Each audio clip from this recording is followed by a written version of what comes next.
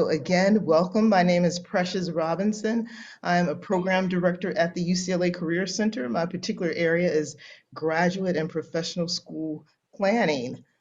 So welcome again, and I'm going to have our panelists introduce themselves, their current role, and one way that self-advocacy has affected their current position.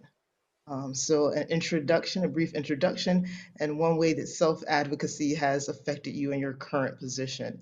And we're going to begin with Courri. Courri, if you introduce yourself and answer that question about self-advocacy.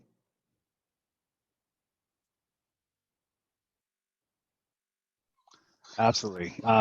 First off, this is Carter. She's my 1-year-old who is in the midst of self-advocating herself. It runs in the family. My name is Courri Brady. My pronouns are he, him, and his. I'm currently a director of training and people development with Paradigm Strategy. We're a diversity, equity, and inclusion consulting firm supporting innovative organizations, helping them to design more inclusive, equitable organizations, believing that it's going to have an impact on the quality of services and the quality of their work product, and think that it's going to have a cascading effect to the rest of the world. For me, self-advocacy is everything. And it helped me get to where I am because ultimately starting my career in higher education, noting that it was one area, one ecosystem in which I could have impact, but having a desire to have impact even beyond the university walls, noting I had to know how my experiences, my knowledge, my skill sets, my support system, like people on this call, including the incomparable Rick Wan, has shaped me, and I believe all that needed to be cascaded out to other ecosystems. And so believing that the knowledge transferred was critical for me. And I had to make that case time and time again, and it ended up working. Excited to have some time with each of you and sharing what I can that'll be of support and motivating you to do more for yourself, because the world will benefit from you. Thank you so much, Courri. Erin Haywood. Hi, everyone. My pronouns are she, hers. I'm currently the director of career success at a nonprofit called projectBASTA that serves first-gen students of color and helps them secure their first job out of college.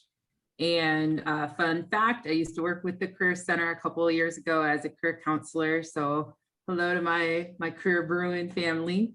For self-advocacy, I think the key piece is self. It took me a while to really honor and value who I am, and making sure that whatever space that I'm in, that I feel that my voice is seen and heard. And I think once I've really learned how to leverage that took shape of asking for roles or positions that I wanted to go after, or if I needed boundaries or space to collect myself, being able to feel confident to ask for that. And then I think the other part around the advocacy piece is not being afraid to lean on supports and networks, and really thinking about setting intention and goal setting and figuring out how can I get from point A to point B, but also doing it from a social capital sense of there's so much that my community and the people around me can offer, and it's not always about title or status. It's about knowledge and insights, kind of building off of what Courri said. So I'm really excited to be back here with the Bruins. Yes, we're excited to have you back, Erin, definitely. And of course, we're excited to have all of our panelists and even our guest panelists, the babies as well. So Colin, how about you? Tell us about your current position and how self-advocacy has played a role in your current position. Yeah, absolutely. Thanks, Precious. And so my name is Colin Jones. If you haven't met me yet, I'm one of the lead college recruiting managers for AT&T. I hate that I had to have gone after the cutest baby ever and a beloved coworker. So, in between a doctor as well. So, I'm really trying to just shine here today as if I can. But I'm very happy to be here. I support a list of our development programs ranging from technology to sales and everything in between for AT&T. So, self-advocacy is multi-layered for me, as my peers before me have alluded to and, eloquently said. And for me, it's, understanding your core competencies. What are you good at and how can you use those competencies to drive impact, to drive change, to drive sustainability. And when you know those, that really helps you figure out the path in which you want to go. And it goes beyond just like work itself. What is your mission out there in the community? What sustains you outside of work? So really coupling those things together and putting those goals and going to achieve those is what self-advocacy is to me, you know, understanding that mission and then going to tackle it and, you know, utilizing your peers and, you know, not just vertically, horizontally. Some of my most important peers have been horizontal to me in stature. And so really just understanding those dynamics and using, you know, whatever your tools are at your disposal to, you know, go to the next level. So really excited to be here and happy for y'all to invite me here. Thank you so much, Colin. And you always shine. Everybody on this panel is shining tonight. So thank you. And yes, we are going to go to Dr. Wells. Tell us about your current position and how self-advocacy has played a role. Yeah, absolutely. Hi, good evening, everyone. Thank you, Precious. I'm really excited to be here. Again, my panel, the fellow panelists are amazing. I'm Dr. Jed Wells. I use she, her pronouns. I am currently working at the Marlborough School for Girls in Los Angeles. So it's a 7th through 12th grade girls school. I'm working as the inaugural director of equity and inclusion there. And so essentially, I would say it kind of operates as a chief diversity officer position. I am a mighty office of one with some relationship to our social justice and community partnerships, which more focuses on service learning. But in my role, I really work with our entire campus on how to make sure that the curriculum is more inclusive, how to make sure that we have support for retention for BIPOC faculty and staff, thinking about how we use vendors, basically like really weighing into how does equity and inclusion really permeate every aspect of our institution. And so when I think about self-advocacy, it's very interesting. I love what all that my fellow panelists have shared. I think the way it's shown up for me in my life is really in my career, really thinking about what are the institutional values that I'm kind of like entering with, what institution am I kind of looking at, and how does what I'm trying to accomplish fit into that? And I think really thinking about what does that match look like and how can I contribute, right? And so some of that self-advocacy has really been coming to terms with, oh, this institution might not be what's best for me. And so how do I either move through that, get the support, kind of, as Colin mentioned, that I need from either peers or colleagues. But then sometimes it might look like leaving. And I actually, you know, I maybe we could talk about that a little bit later, but I think for me, what it's looked like is really thinking about my own self-care and my own wellness and well-being, and what does it mean to make some boss moves that might not everyone might agree with, but also preserves my own mental health and wellness. And so when I think about things like taking very seriously interviewing a company, right? Those are some of the ways I think that self-advocacy has shown up for me, and can't wait to get into that more with you all. Thanks for letting me be here tonight. And thank you, Dr. Jenn. So let's start with you on this round, because I think you've gotten into it a little bit as well, as you said, just some of those details about self-advocacy and how it's played a role. Can you, each of you, and we'll start with Dr. Jenn, share like a turning point where it really became evident the importance of self-advocacy and what that was like, and why that became salient to really embrace and recognize the importance of self-advocacy. Yeah, and I realize we're recording, so this might be interesting to kind of talk about this in a way that acknowledges that. I would say that I've managed many different toxic workplace environments in my career, if you will, right? I think that that's looked in, you know, in one school not having enough funding, to another where I really would go as far as to call my supervisor pretty much abusive. That was a moment of realization where I was like, I am the only one who is meant to take care of myself. I think I had shared with HR some of my problems. I had shared, you know, some of the formal channels of giving feedback, and it just wasn't going anywhere. And so for me, realizing that my mental health was in jeopardy at that point was really then when I started seriously looking like, what would it take to take a medical leave? What would it look like to leave? What would it look like to job search while staying? And really thinking about advocating for myself meant job searching at that point, right? Really looking for another position that was really going to take care of me. And I think like it's really unfortunate that it almost had to get to almost to the lowest of lows before I could realize that. But I'm also, I think now when I reflect back on that, I'm very intuitive, or I listen very much to my intuition around when my mental health is being tried, something's not right here. Maybe I need to say something sooner. Or again, when I go back into what do I need to ask employers before I even join their institution to learn about some of that before entering, right? I ask about like, how do you prevent burnout with your employees? I ask about, can you describe the financial health of the college? Like these are things I learned to ask in my interview so that I can really get some understanding of those things. And I think that absolutely is how I've practiced self-advocacy. Thank you so much for sharing that and for being vulnerable and open in this space for people to really know. And I think that is definitely, as one of my colleagues wrote in the chat, very empowering, and that there are many people going through different issues and that, you know, highlighting in society now, like mental health issues is very important. So thank you for that. Courri, how about you? A turning point for you in which it became really important in recognizing that self-advocacy. Yeah, of course. Dr. Wells, your story is like, it is tragic, and it is also, unfortunately, the work that I'm doing, far too common, and it connects to a story that I lived through as well in a previous employment environment where I was one of only. From a gender standpoint, from a race standpoint, and I was consistently not just being left out from social gatherings, but to important meetings with my manager, with the head of our department.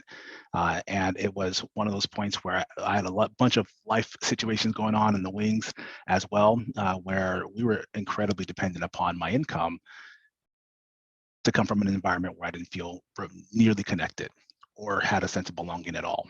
And it was to the point where I was embracing the notion of leaving, but you know, I was trapped by my situation for the most part. And so it was either you stand here and just keep taking this, or you begin the self-advocacy route.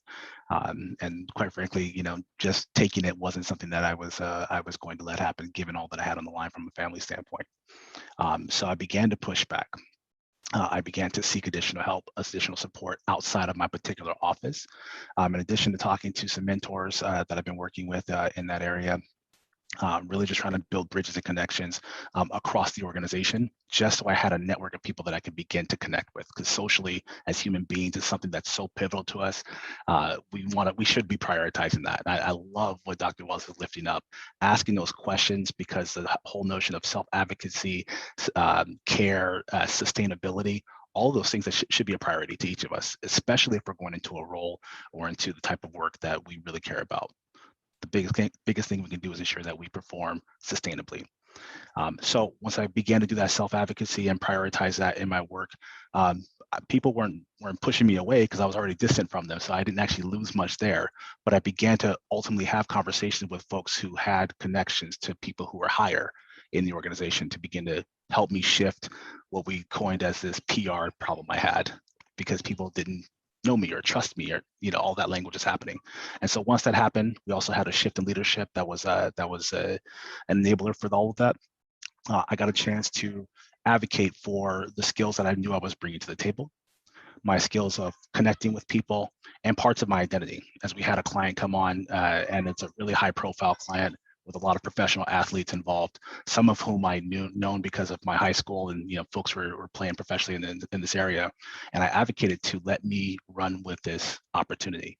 And because I ran with it, it went over really, really well. I built bridges, made connections, and created impact that folks who didn't look like me would not have had the opportunity to do. The self-advocacy was rewarded, and my visibility, my reputation in that space changed, which allowed me to feel comfortable sticking around for an additional 1.5 years beyond what I originally intended. And thank you as well for that story. Also sounds like a very difficult one, and that self-advocacy really helped you, and it's good that you're able to find even people outside of the organization as well. Colin, let's hear a bit about your story and a turning point for you.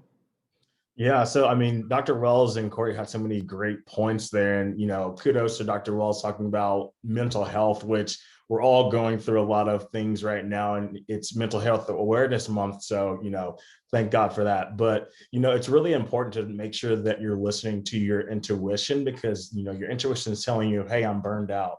Hey, this is something that I'm really having a likeness to, or I'm getting bored. Listen to yourselves, and then couple that with what I talked about earlier, your core competencies, in making sure that you're, developing those and utilizing those in spaces that will allow you to really highlight what your skill sets are. And kind of full circle to bring that to the question is, really find places that are safe spaces in that sense. We all talked about places that weren't really safe, and the environments that weren't places that were nourishing us. And Courri talked about it. Your network has to be expansive and it has to be diverse. It's kind of like a city. Like, you can't just be a city of agriculture. You got to have maybe some commerce in there. You got to have, maybe some marketing in there. So you want to have a diverse network as well. And that's so important because those different experiences, those different people will allow you the opportunity to go to those safe spaces and say, hey, I'm going through this in my life right now. I don't know how to, react to it. Give me some pointers because you've probably been through this on how to, navigate this space. So, for me, it was really getting to a place where my network was pretty expansive. And I did that by, volunteering and, 501c3s, really just immersing myself and getting out there and just meeting new people. And I think that's where it really turned for me to say, hey, all these people see that I'm organic and I try to be or as organic as I possibly can be, and they gravitate toward me for that reason. And opportunities have come from that. People want to help you out when they see that you're a real person and you're not just trying to get to a place because you're selfish. So be organic, be authentic, expand your network, and that's how I got to this role now, and that's kind of my advice for you all moving forward. So let me know if you need help with that. Thank you, Colin. Thank you for that, Erin. Colin. Erin, yes, so for you as well, what's the turning point for you in your career where, again, that self-advocacy became really important, you recognized it, and it, became something really salient? Yeah, I'm trying to build off of everything that folks have already said. I think for me, mentors have been very crucial to my own development in my career. And one thing that my mentors kind of have taught me is that, one, you have to be present because life will just pass you by. And if you don't really become like the designer of your world, your reality, you can just go through the motions and just kind of get stuck. And that's something for me, probably around the time that I was in grad school. I had to, one, start thinking about, alrighty, I made this financial decision to go get another degree. I'm going to have loans. So that's one piece. But the second part of it was I was starting to get more responsibilities within my family where I had to start thinking about, alrighty, what do I need to have in place so that way I can take care of my mother, so I can take care of my loved ones.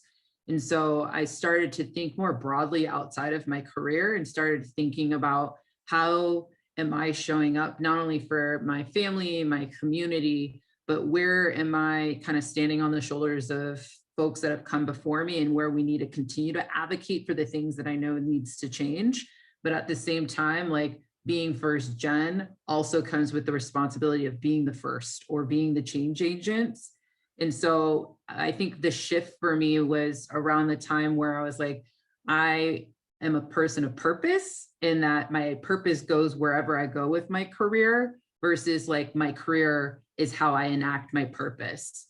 And that really released me to be like a lot more open about my options and my horizons, because I don't know about y'all, but the way I was raised where it was like, you stay in a career and you're in that career until retirement, and you're like dedicated and loyal to the institutions in which are funding you, right? Paying you. But for me, just through mentorship and my own self-development, I'm kind of changing the mold a little bit for my immediate family, where it's like, career is not a means to an end. And career is not just about security. For me, career is about purpose, but if purpose is in me, then I can do any type of career as long as I'm very aware of that. And so I think self-advocacy is also asking those important questions, but really staying in tune with who I am and not being influenced by like external folks and like systems that try to get me to live a life that really isn't authentic and like true to who I am. And so that's something, and I think one last thing I would say, and I think all the panelists have kind of said it in one shape or form, but like we're modeling, you know, like Dr. Wells talking about mental health and like taking that step to like leave spaces, whether or not people have come to her and said, yo, you made me think about things in a different way, you are, and people are coming to you and say, wow, you have the courage to say that or advocate for that or make this decision, or like, oh, you asked for this project and they gave it to you and look at the impact, right? Shoot, I'm going to start asking for things. How do I write my proposal, right? And so I think one of the things from a collective standpoint is like, it's more than just us. Like self-advocacy is also, if you're coming from a collectivism kind of mindset, is you're setting it up for like the next person who's like coming behind you as well. Thank you for that, Erin. I love that. Yes, the collectivism, setting it up for the next people, giving forward. And as you said, just knowing your purpose and yourself. Like if you don't know you, how do you know, how to advocate for yourself, for your authentic self, and meeting that moment. Yeah, important. So that also in some ways leads to the next question in certain ways. What's something specific for which you've had to advocate? Something that maybe you were surprised that like, oh, wow, I had to advocate for that and that wasn't as difficult as I thought. And then something very specific that was actually more challenging. So a self-advocacy specific moment, something that was really easy, like, oh, I asked for that, I was dreading it, it was really easy. And so somebody else going behind might know that it's not as difficult as you think, and then something more challenging. And so this time we're going to begin with Colin.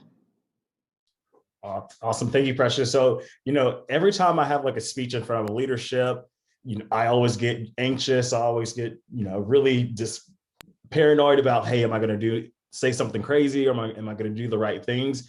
And, most times I really do well. And afterward, I'm like, why did I, have all that anxiety beforehand? So that's one easy one that I always come back and I'm like, just go in there prepared, take a deep breath and just have fun with it. And more times than none, you're going to excel if you do all of the preparation beforehand. So, that's one thing that, comes easy in that sense. But on the other hand, where something has been hard is really just when I first started at AT&T, it was really a place where I kind of experienced some of the racial objections that Dr. Wells and Courri talked about earlier, and really just putting my all into the work and not really seeing that on the back end.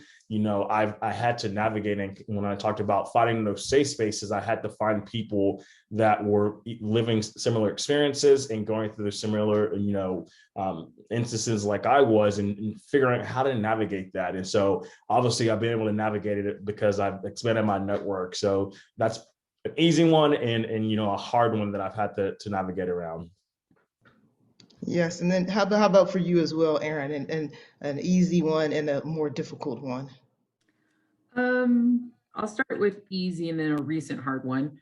I think for me, easy, I think knowing when I've got to know my strengths and knowing where I can show up best for the team, I've leveraged it in the way where I say, I know I can make the most impact. So just as Courri was like, I'm a connector, me too. So it's like, if relationship building is my strength, then I want to position myself in a role that's going to actually benefit for the whole team. And that's been something that I've learned has helped me kind of advocate for projects or advocate for certain tasks that I want to either be part of or be the lead on. So that for me has been easy, but it's over time. Something that's been hard is knowing that you're going to advocate for something that might actually turn into a no, and being okay with that. And so with my current role, there was an opportunity for me to get a promotion, but they wanted me to relocate. And right now I have a family member who's really sick. And so I did not want to relocate to take care of this person who's really sick. And so I was playing all these scenarios out, and all the scenarios, to be honest with you, were favoring the employer. And then I kind of sat and said, no, what do I want? And I was like, I want to be with my family member, and I do not want to relocate. And I firmly believe I can do this job remotely. And so I just kind of stuck to like my truths. But I had to also ask myself, are you okay if you advocate for yourself? If they say, no, we need someone to relocate, that you're going to leave this job. And I was okay with it. And so I ended up advocating for it, and we negotiated kind of like a middle ground, which worked for both of us. So that's just something I would say for y'all, if you have like a really hard decision, as long as you're okay with whatever outcome it is, then you can sleep at night. Yeah, that's important. And I think, you have to at least give it a try. I always say, don't say no to yourself. At least give yourself a chance, that the answer is always going to be no if you don't at least try or do that advocacy. All right. Yeah, thanks for sharing that, Erin. Courri, how about you? An easy and difficult advocacy scenario. Yeah, I mean, I think my examples are likely a bit similar. Easy, and this became true once I left higher ed, because finances are a different thing once you get out of higher ed. Asking for more money actually wasn't that hard.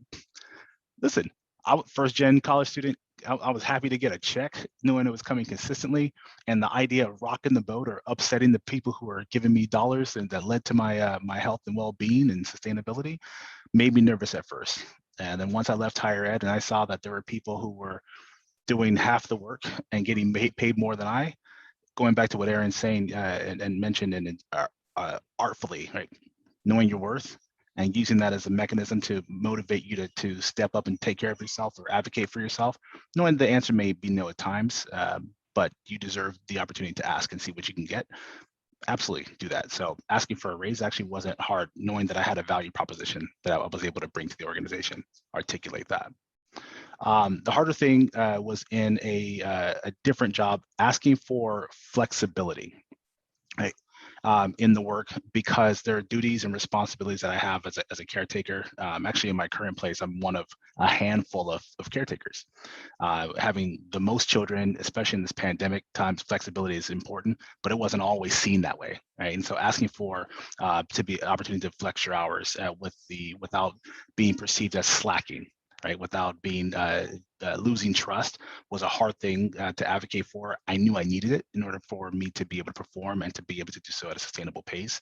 But it was a really hard ask, because it was something that wasn't fully appreciated or adopted yet as a mindset, that flexibility actually helps people work longer or work harder overall, because they're able to meld parts of their personal and work life.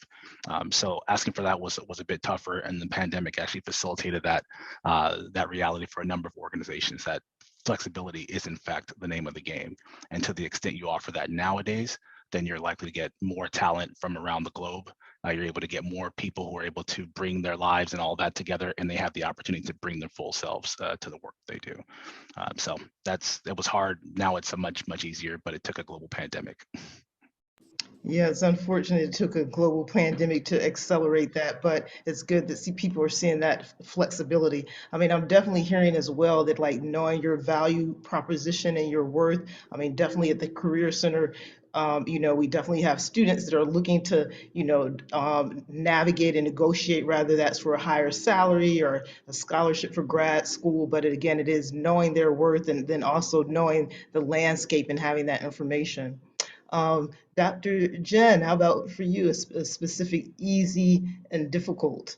Yeah, I definitely relate to what Courri said around leaving higher ed in terms of negotiating salaries. So I left higher ed to work in the K-12 independent school system.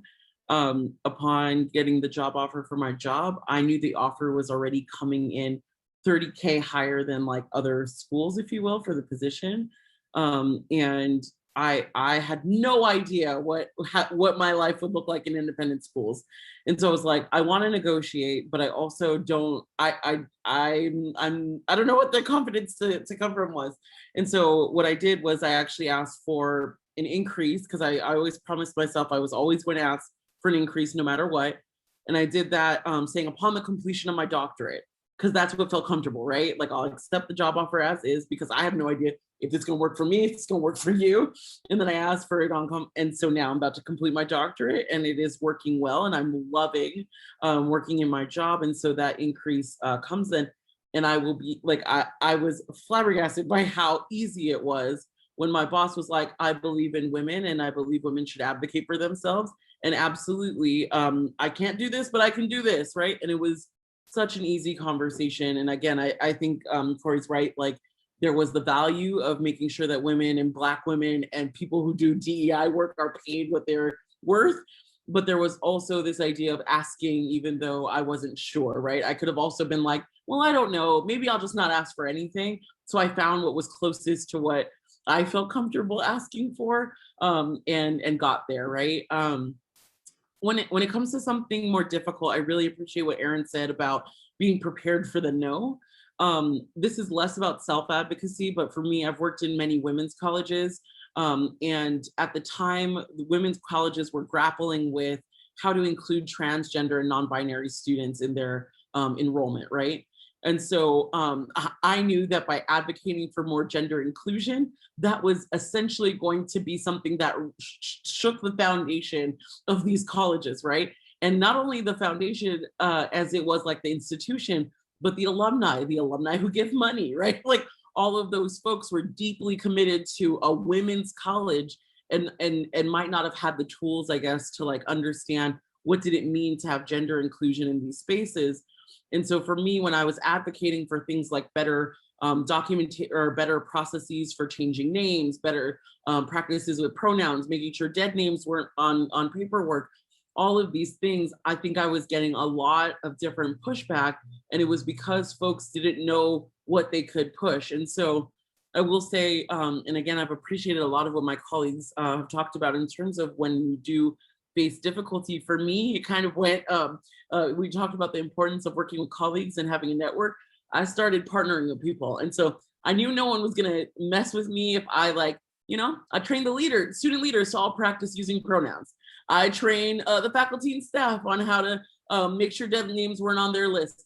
And so even though that wasn't like a universal sweeping change, right, I was able to kind of work with individuals so that they could make the impact on their culture as much as possible. Then before I knew it, I had a bunch of folks who were also advocating. They could see why this mattered, what difference it was making for our trans and non-binary students. And there was more than just my voice then advocating for this. And so that was a little more difficult, but definitely found ways to kind of gather folks to help the cause. Great, thank you. So this was alluded to earlier by Dr. Jenn in terms of asking questions of certain organizations going in. So I'd like to, kind of leap from that in terms of what are some questions that you think that candidates or folks should ask going into a job, and then what are some kinds of organizational structures or resources that they might look for, like some that may exist at your own organizations that might model that, and how can they connect with those kinds of resources and learn about them. So whoever would like to volunteer to go first with that question. Hey, Precious, I can start here. So I'm a recruiter, so I deal with these questions and kind of deal with this on a regular basis. But for me, I always, and Erin really talked about this, is, know your core values. And when you know your core values, that will help you align with a role, a company. And when you can align their core values and your core values, there's probably going to be some synergies there. But, take it a step further than that. When you're meeting with people in an interview, or if you're at a career fair or something like that, ask those poignant, salient questions of, what does your diversity strategy look like? How are you bringing in a more diverse workforce? what are you doing out there in the community to drive social impact? And, if someone isn't able to answer that question for you, probably isn't going to be a good space for you. So you really want to ask those great questions, in person, because, if that person at the front line who's advocating for that company can answer them for you, most likely a lot of people down the line won't be able to do that as well. And speaking of down the line, when you're going through the interview process, understand who you're interviewing with. Like, is this a diverse group of individuals that I'm interviewing with? Am I seeing different types of people as the interview process goes on? Or am I seeing one monolith of people? And if you're seeing one group of people, probably is a red flag that, hey, there may not be that diversity metric or that core value that you're looking for. So, ask those questions and, do your research. I'm all about research. I want to know everything about the person I'm going to interview with. I want to know about their core values. I want to know about their pay range structured. I want to know about their benefits. I want to know any and everything that they possibly can have for me to benefit the company and vice versa. So, do your research, pay attention to your intuition, and, ask those hard-hitting questions. And, once you do all of those things, you'll get to a place where you can make an informed decision. So Colin, with that, and yeah, I see Courri really liked that answer. Can you give one example of what like a good strategy or a good program looks like? Because some of us might be like, oh, I didn't even know that, existed. Like, I need to look for a company that has that policy or program or strategy or succession plan or mentorship. So can each of you also give an example of what that might look like that you've seen, outside of these great diversity statements that are showing up on, websites? I even had the pleasure of helping to develop one as well. So yes, Colin, can you share an example of what that might look like, a specific thing? I hear you saying it, like look for the diversity around you, but is there also like any specific formal program that you'd like to highlight that we might use as a metric? Yeah. So when you're, searching for jobs or interviewing with a company, go in today's society, in this current moment that we're sitting here right now, we have more resources than any generation before us. And so, leverage those resources, leverage the internet to go to a company's website and see what their strategy is, especially within this past year. If they haven't come to the forefront of advocating for diversity, advocating for change, advocating for what Courri was talking about, that flexibility in the workforce, if they haven't really took a stance on that, that probably means that they don't align with your core values. So leverage the internet, leverage peers. A lot of time, especially with UCLA, such an amazing alumni support system. Go to your alumni and ask them questions if you see that they may be in that company. I bet you, 9 out of 10 times a UCLA alumni is going to, pick up the phone for you, answer your LinkedIn request, et cetera. And so, use the resources that we have. We have so many. So that's kind of my spill there. But don't go below what your self-worth is, because at this point the company's not doing it. They're doing themselves a disjustice and you a disjustice. So know your self-worth. So I'm going to specifically go to Erin next as well to elaborate on this question, because I know some of the work that you've done is specifically like placing underrepresented people as well. So again, what are some of those questions, and have you seen any specific like programs that are really great metrics or examples of diversity programs and strategies? Mhm. Well, the first thing is, especially when working with young professionals, you have to know what you want. And so if you come and you're unsure of like what role you want, what you are looking for within a company, so that's where like the Career Center, mentors, going to specific programming that's focusing on how you're really clear around what you're looking for in an opportunity. I think that's foundational, because you don't want to skip that step and then get into a job and then say, well, I just did it because my major said I should be here, or my parent or my peers doing this, I'm doing that. So that's something I would encourage everyone on the line is do some reflection after this event and really think about what are the opportunities I'm looking for, make that wish list and think about what are the things you want in that experience. And that will influence the types of questions you need to ask. As for things to look out for me, yes, the company website, but also their hiring practices. And so are they going to target schools only? Are they looking for a certain GPA? Are they looking for previous internship experiences? That's actually an indicator that they have a very rigid and kind of an inclusive hiring practice, in my opinion. And so the job description and the company page can be very insightful around how they approach things in their core values, kind of building off of what Colin said.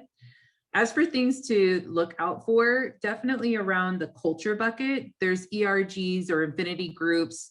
I think the part about like philanthropy or social responsibility, are they involved in communities? Are they giving back? Are they really walking the talk and not just putting out statements? I think the other part that students should get in the habit of is reviewing like websites like Reddit or Glassdoor, or things that are, or articles, hearing from folks who have worked within those organizations and seeing what their experience were within. And sometimes those can be, you know, not always the most trustworthy sites. So that's where you go to LinkedIn and you find someone who works at those organizations and you ask those salient questions to really get some core feedback there. I think the other thing with, especially with 2020 and moving forward, this whole notion of how do we even push DEI forward? And now there's this notion of you need to be anti-racist. And so it's not no longer, yeah, you can come to the table. It's like, I'm actively investing my time, my resources to like move the needle. So that way we're no longer in a society that allows for things to happen that harm folks of color and other underrepresented communities. So that's something like language now you're going to start to see is like anti-racist statements.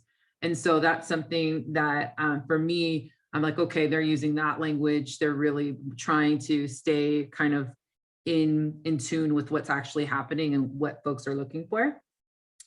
The other part as well is just like promotion and PD. There's a lot of statistics out here where now folks are focusing on what's called the beginning part of the funnel, right? Getting people of color and other underrepresented folks into entry-level positions, but then it starts to fall off in mid to senior or executive level positions. And so one thing that you're going to want to look for is, what does the board look like? What does the executive C-suite look like? What does the mid-level supervisors and managers look like? And then what is entry-level positions? So that's something I would say for young folks to get in the habit of, is like, look up boards, look up the executive leadership and seeing if you see yourself in the staff. And then two, ask those questions around how are you investing in your staff to make sure that they are being developed, they're being supported. And traditionally, what are the positions that people go to after this, right? And asking those retention questions. How long do people typically stay in these positions? So I think that as for resources, professional associations have been super helpful for me. And so organizations that I've been associated with are like Blacks in Tech, Latinas in Tech. There's Alpha, there's the Black Engineering Association, et cetera, et cetera. And so they can be a great source for not only networking events, resources around how to navigate the hiring process, but also there are a lot of times we're connected to companies. And so that could be a great like pipeline as well for young folks trying to get into certain organizations. So that's what's top of mind, but I'll let my other colleagues share. Just top of mind, Erin. That was very a wealth of resources. Thank you for that. What's deeper in there? That's what I want to know. So of course, thank you. That was awesome. Courri or Jenn, do either of you want to add to that? Yes, excellent resources. I can add anecdotally because I think Erin really broke it down. Like, I feel like she took all of the questions that I absolutely think we should ask. The only thing I would like, only specific questions, I think I appreciate what Colin said. Ask the real questions, right? Can you tell me about how you promoted wellness during quarantine or during work from home? What were those practices like? What was your response to the last summer of murders against Black people? Not only your statements, but what training have you provided your faculty, your staff since then? I think for me, and it was very interesting because I actually got my job prior to George Floyd's murder, but I was doing DEI work, and I think like it's actually interesting because my dissertation was on organizational resistance for chief diversity officers. So my research actually very much led what I needed from institutions before I said yes to a DEI role, right? I needed to know that the leader was on board. And so how was the president? So for you all, president of the company, for me, it was the head of school. What are you actively doing to promote this work? What are you risking? What feedback have you gotten lately? How have you responded to it? Those were questions I needed answering in my interview. I also needed to know that when I entered this company, they weren't going to scapegoat me, right? It wasn't going to be like, okay, when the people get mad that we said we were we went out there and said Black Lives Matter, now everyone's angry, go talk to Jenn. I didn't need anyone pointing folks at me. And so what that looked like then in the interview process was really listening to how did people talk about DEI work? Was it, we can't wait till you're on board, you're gonna save us all, or what it was for me, and what made me be able to say yes to my current job was we've been working on XYZ. What we've done is ABC, and we're really excited to kind of work with you to think what E, F, and G look like. And it was like, whoa, wait a minute. You all have actively been working on this for 3 years, right? I'm not coming in, I'm not going to be the one to save the school and be the one who's scapegoated when something goes wrong. I really got a sense that my whole organization had been actively working on it and saw their role, whether it was DEI related or not, which is the majority is not related, right? Could really tell me how DEI impacted their job. And because of that, I was able to get a better sense of like, okay, how will I feel supported when I'm in my role? And I absolutely, and some of those came from asking direct questions like folks have mentioned, and some of it just came to paying attention during the interview process. And so for me, what that looks like now is right now I'm on a group text from the school senior leadership team about how to respond right now and put out a statement about what's going on in Israel and Palestine, right? I know that no one's just like, hey, Jenn, can you write that? Because that would be not sustainable for me as a CDO, if you will. Yeah, and I'll end there, but I absolutely co-sign everything Erin just said. Yes, thank you. Thank you, all of you, Colin, Erin, Dr. Jenn, Courri, do you want to add to that? Yeah, no, it's just an incredible amount of information and questions, things to consider and think about. And Erin, you're running down the list, and I'm like, Church, you are preaching it right now. It's so true, it's so accurate. The only other thing I will add here is you really want to assess. It is worthwhile, especially as young professionals, especially as first gen. You want to get a sense of the mindset of the leadership. And when I talk about mindset, I'm speaking to growth mindset versus a fixed mindset. Right? How do those leaders speak to failure? What's the culture around failure? Right? Do we reward it and acknowledge that failure is a part of growth? And do we give people the space, a little bit of rope to fail so that they can build their experiences and their confidence in that space? When you're in a more of a fixed mindset, you feel less inclined to take more risks. If you're one of only or one of a few, stereotype threat is real, and that can inform your comfort or confidence in taking risks and trying things new.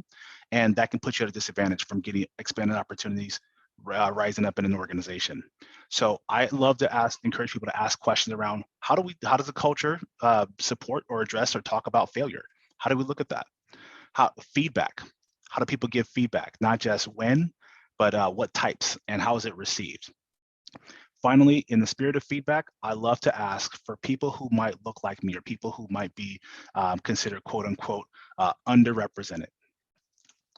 What are they saying about your current DEI efforts? How are they responding to it? Now, granted, I'm in DEI, and all the things that Erin mentioned is literally what I spend my days working with executive groups and boards to discuss and figure out and change and communicate outwardly so that folks like us and you who are coming through the pipeline are getting the answers to those questions, right? I'm trying to work the back door and get everyone into the front. Right? It's so important, though, that we make sure we're clear as to the mindset of these organizations, making sure growth mindset is important, and that we're hearing from the people who are benefiting directly within the organization. So I want that pulse check. Give me some data. What are they saying? And how does that inform what you're working on? And if they can't tell me, that's telling me two things. One, they are not engaging with their employees, so they're probably not going to engage with me. Two, it's bad and they're trying to hide it from me, which means they're probably more inclined to fall towards that fixed mindset approach. I don't want to be there. Thank you. Yeah, you like that too, Dr. Jenn. All righty. Thank you, Courri, for working those doors, getting them from working the back door to get through the front door. I like that.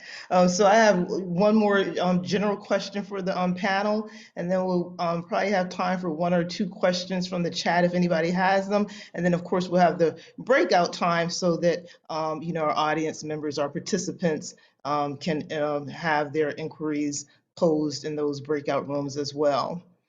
So this question just is, what do you know now that you wish you knew when you were, let's just say, graduating undergrad? We may have some grad students in the audience as well, but what do you know now that you wish you knew then?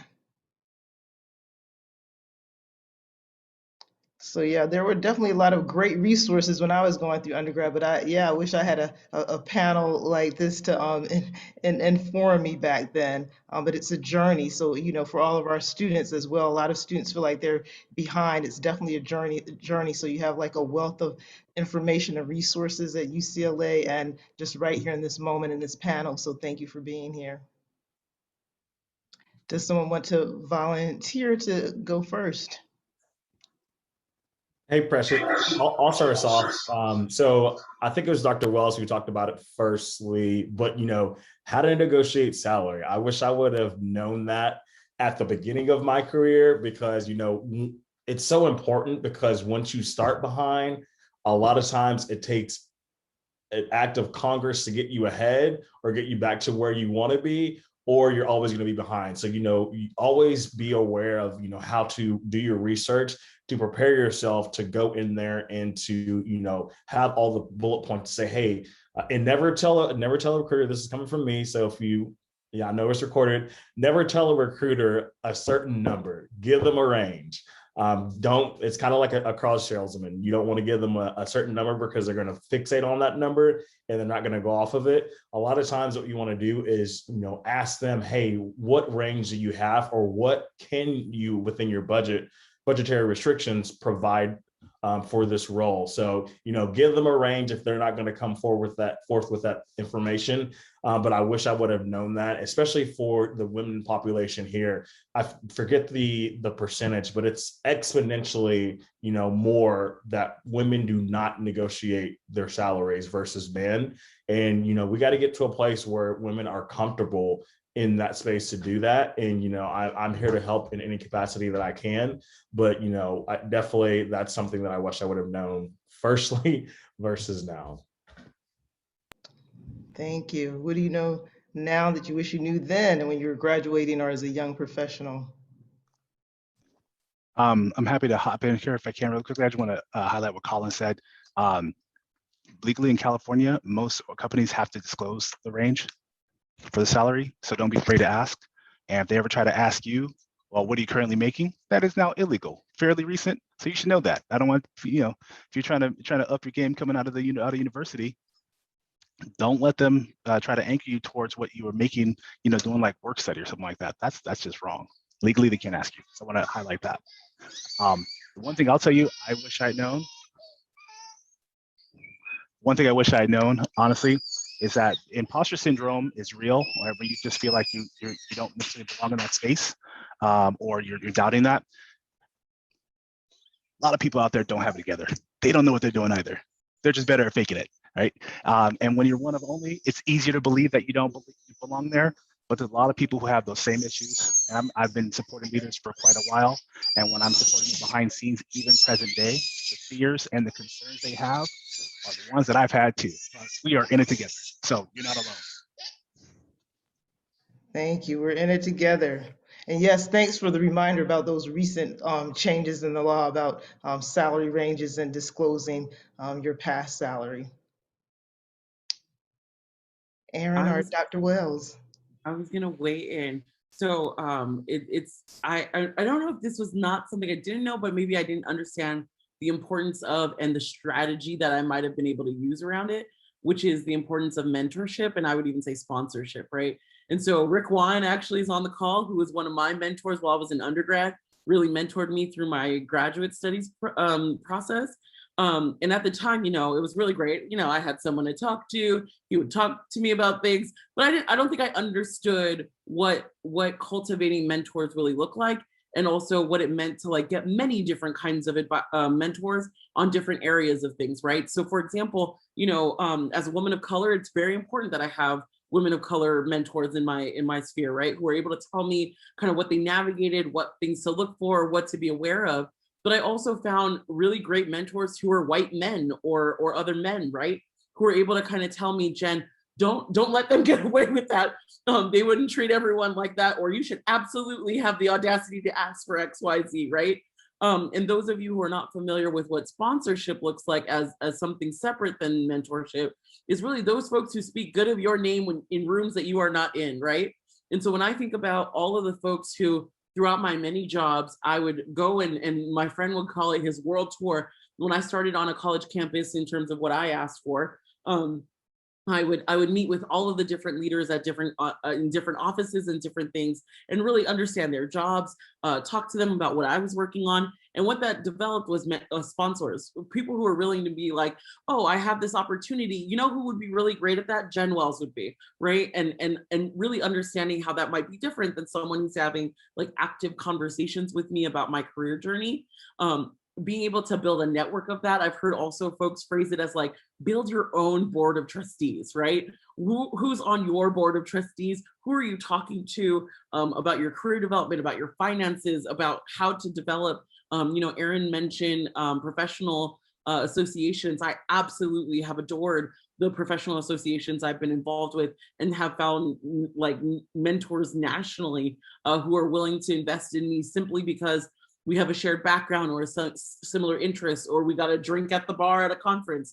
And so I absolutely think that that was something that would definitely thinking about that now, building those strategies now as you start a new job, who can you build connections with to hopefully cultivate a good mentorship relationship with is definitely something I wish I had known. Thank you for sharing that, Erin. Triple click on what everyone said. Three quick things. One, finances. So I was raised where, credit cards are bad, save your money. And that was pretty much the messaging that I got. So I didn't really know anything about financial literacy, and it's such an important aspect as you're developing your career. So that's one. Two, mental health. I wish I accessed therapy when I was beginning out my career, just to get used to talking out my issues and thinking about how I show up in different spaces and how do I practice self-care and self-love. And so that's one. And then the last part is having those transparent and difficult conversations with my family about career.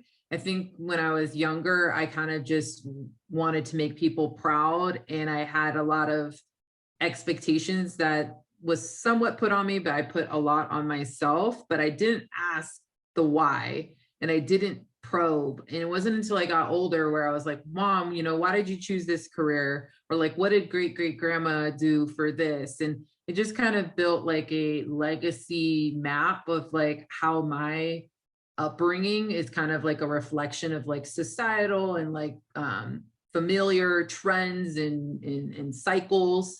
And that kind of was like an aha moment for me around like why I was raised a certain way and how I was making decisions. And I kind of started to shift things when I started having those like deeper conversations. Thank you. And like you said, triple check everything everyone said, and definitely the financial literacy. We do have a financial literacy office at UCLA, not financial aid, but financial literacy. So that's awesome. We also now have a Black Resource Center at UCLA. So yes, a response to what's happening, and it's great to see that evolution right here on our campus. Yes, go Bruins. So that's it for the moderated questions.